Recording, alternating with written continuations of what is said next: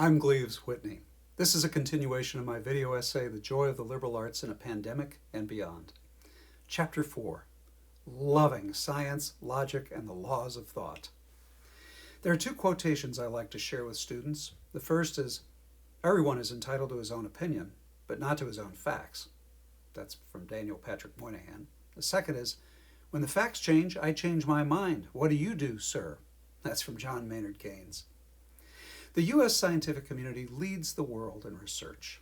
A good liberal education instills knowledge of and respect for sound science. It also assumes that citizens can sniff out its opposite, junk science. One of the most scandalous abuses of science ever occurred in the 1950s and 1960s when the leaders of America's tobacco companies, guided by a public relations guru named John Hill, conspired to launch a campaign of misinformation against research that established the connection between cigarettes and poor health. The PR campaign funded studies asserting that cigarettes were harmless. The studies seemed plausible enough when reported in newspapers, and at the same time an army of lobbyists fed the junk science to legislators. The campaign worked. It sowed enough public doubt and confusion about the hazards of cigarettes that a public consensus was slow to form around the dangers of smoking. As a result, the percentage of Americans who smoked tobacco products climbed for another 15 years until the late 1960s, and many additional thousands of people died annually from cigarette-related cancers and heart disease. All this because of an industry-funded research that yielded not the truth, but the outcomes the industry wanted. It would take another 3 decades before the historic tobacco settlement forced cigarette companies to pay up. As the Centers for Disease Control and Prevention reports, quote, the November 1998 Master Settlement Agreement marks an unprecedented event.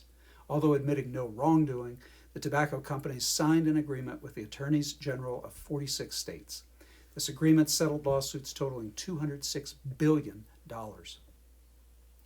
Perhaps more than anything else, the ability to reason distinguishes we human beings from other animals. A good liberal education teaches us how to do it better. At some point, every student, not just those who concentrate in the liberal arts, should be exposed to Aristotle's 3 laws of thought: the law of identity, the law of non-contradiction, and the law of the excluded middle. These laws may not titillate, but they are powerful tools in public discourse. Debaters learn, for instance, that the Achilles heel in argument is finding irreconcilable contradictions in others' assertions. Often these contradictions can be quite humorous. During the pandemic, one of the more humorous violations of the law of non-contradiction occurred in Orange County, California, where a man protesting the stay-at-home order appeared in public wearing head-to-toe protective gear, yet holding a sign that read, "COVID-19 is a lie."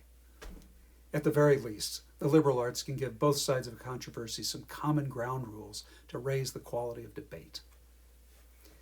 This concludes Chapter 4 of my video essay, The Joy of the Liberal Arts in a Pandemic and Beyond. I invite you to watch Chapter 5. Thanks for dropping in.